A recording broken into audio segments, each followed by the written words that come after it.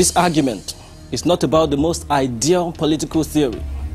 It is about the most practicable and realistic system within a particular, peculiar political context, in this case, Nigeria.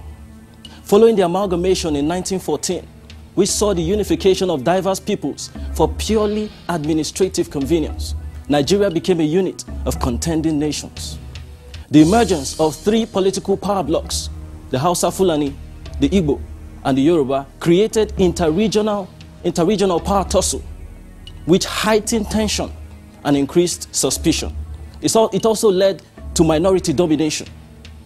Nigeria's political development has been marked by accusations and counter-accusations of attempts at subduing a particular region or the other. Nigeria's political development has also revealed the fact that different nations live in mutual suspicion and distrust of one another. Now, the fundamental fact about our political evolution has been the fact that different nations within the Nigerian state have refused to fully participate into an integrated system that we could call a central Nigerian system.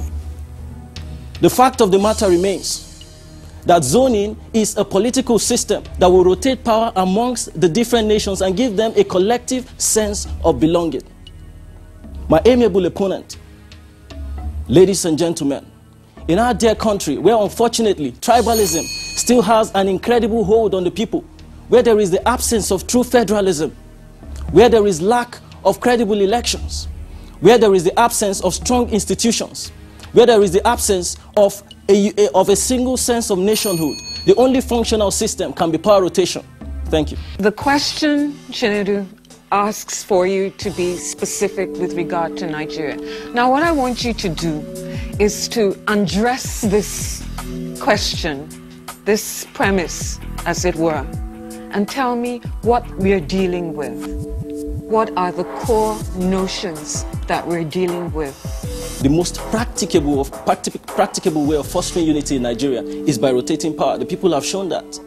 Since 1960, when we had independence. So what is the governing principle in the argument? The governing principle is that in an attempt to foster unity through power rotation, we should also ensure that other instruments for ensuring a stable and united nation, like the principles of democracy, credible elections, strong electoral systems, a reviewed constitution that reflects the ideals of a modern state should be in place. So when we rotate power, these principles still exist concurrently with power rotation, then we'll have a stable nation.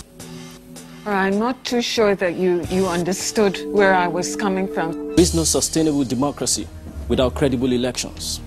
And since the youths are the vanguard of the nation, the heart, the soul, and the future of the nation, it is their patriotic responsibility to contribute to credible elections. What must we do to contribute to credible elections? Number one, we must champion the cause for credible elections through nationwide campaigns. We must participate actively in the electoral process by affiliating ourselves with political parties who have well-grounded ideologies on how to move the nation forward, particularly as regards the interest of the youths. We must vote during elections because voter turnout is what determines the kind of government that is formed. The youths must also actively discuss ideological matters based on principle and integrity that will move the nation forward, and not base their politics on ethnicity or division, but on integrity. This is the patriotic responsibility of Nigerian youths. Let's vote wisely. Let's act with discipline and with integrity. Thank you.